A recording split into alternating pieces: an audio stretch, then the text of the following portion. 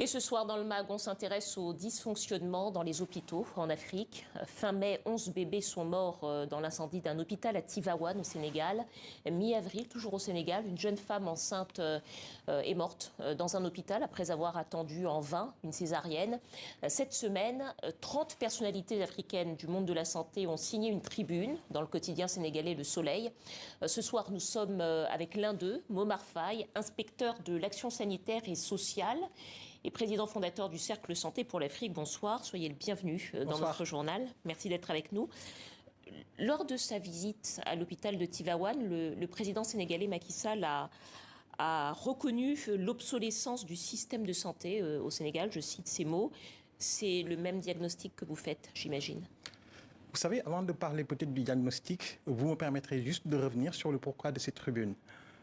Vous savez, devant l'émotion engendrée qui a envahi en fait la quasi-totalité de la population sénégalaise, engendrée par les drames récurrents dont vous vous êtes fait écho, il nous a semblé nécessaire, nous, acteurs de santé, d'abord ceux qui sont installés au Sénégal, détenteurs des vraies solutions, et de la diaspora en tant que contributeurs, de donner du sens. Donner du sens en faisant de ces tragédies le ciment d'un sursaut collectif au bénéfice du système de santé sénégalais et de ses usagers. C'est la raison pour laquelle nous avons souhaité, au travers de cette tribune, combiner des expériences et des expertises locales et diasporiques pour aboutir à des propositions de solutions adaptées aux besoins des Sénégalais, mais également à la réalité socio-économique du pays. Cette orientation est d'autant plus nécessaire dans le contexte d'un système de santé perfectible dont la crise Covid-19 a mis en évidence les limites, au même titre que d'autres pays réputés plus avancés comme la France ou encore l'Allemagne. Alors justement, vous parlez des solutions que vous proposiez, puisque vous faites des propositions dans cette tribune, peut-être quelques-unes d'entre elles. Vous savez, en situation de crise et surtout de sentiment d'urgence à agir, il est toujours nécessaire d'avoir une parfaite analyse de la situation pour prendre les décisions adéquates. Quelle est la vôtre? Quel est votre diagnostic, justement? Oui, et il faut d'ailleurs à ce titre souligner la décision qui a été prise par les autorités sénégalaises d'engager une mission d'audit.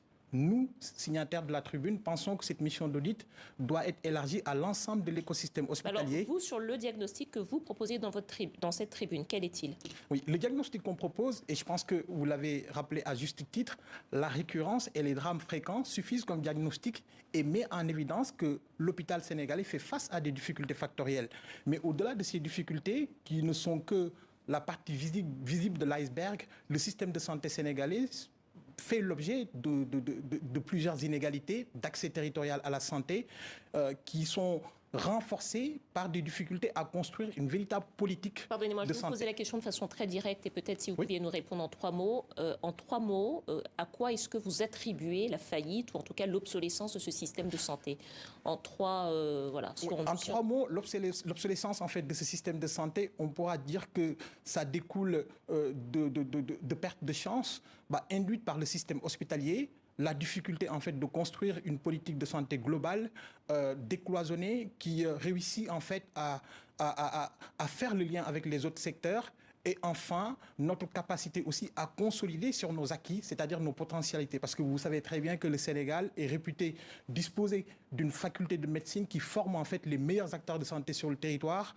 Et au-delà, les professionnels de santé, malgré ces difficultés, aboutissent à des résultats qu'il ne faut pas négliger, raison pour laquelle il faudra capitaliser sur ces potentialités pour pouvoir avancer dans le bon sens. Bon, alors on parle du Sénégal, mais la question des systèmes de santé inadaptés se pose dans toute l'Afrique, en réalité. On va en reparler ensemble.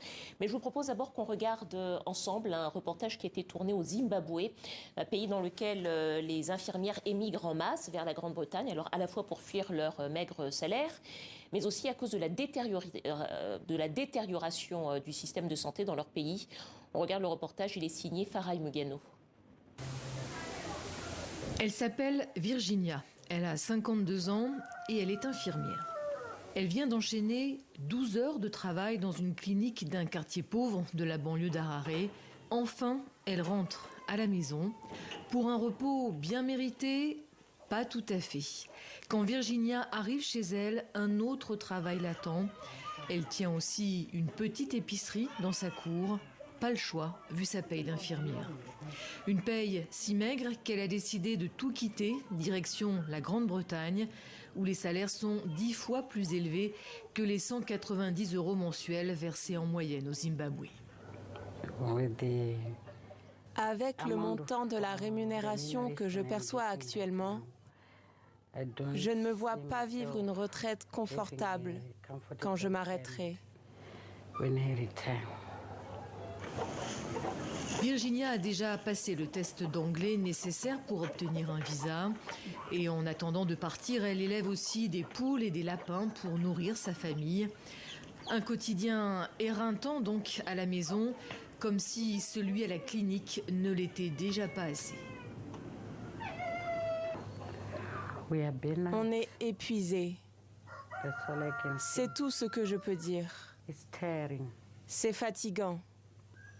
Le ratio infirmier-patient est vraiment mauvais. Selon elle, elle soigne 4 fois plus de patients qu'elle ne devrait.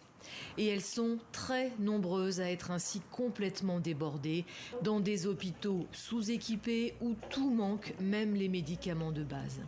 Sous-payés, exténués et démoralisés, beaucoup ont déjà craqué et ont émigré. Un terrible cercle vicieux car la situation devient encore plus intenable pour celles qui restent. Au Zimbabwe, nous sommes très touchés car elles sont environ 60 à 70% à être déjà parties.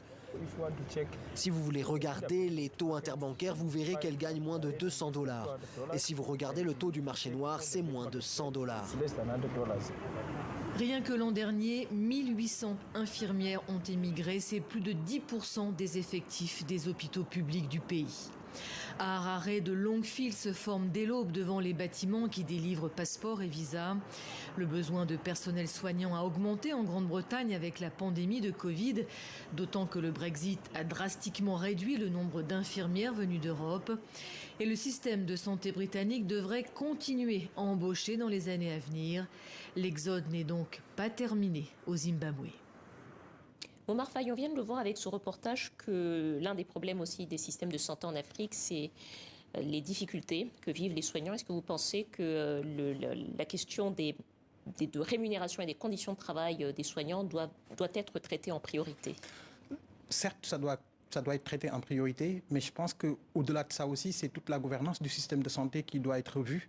Et ça passe par la nécessité de développer une culture qualité et une gestion globalisée des risques. Et comme on l'a souligné également dans la tribune, l'objectif, c'est aussi de pouvoir réaffirmer la santé dans sa mission régalienne en développant des fonctions d'inspection et de contrôle, lesquelles pourront aboutir à des mesures qui seront opposables aux établissements. Merci beaucoup, Momar Faye, inspecteur de l'action sanitaire et sociale, président fondateur du Cercle Santé pour l'Afrique. Merci à vous d'avoir répondu à nos questions.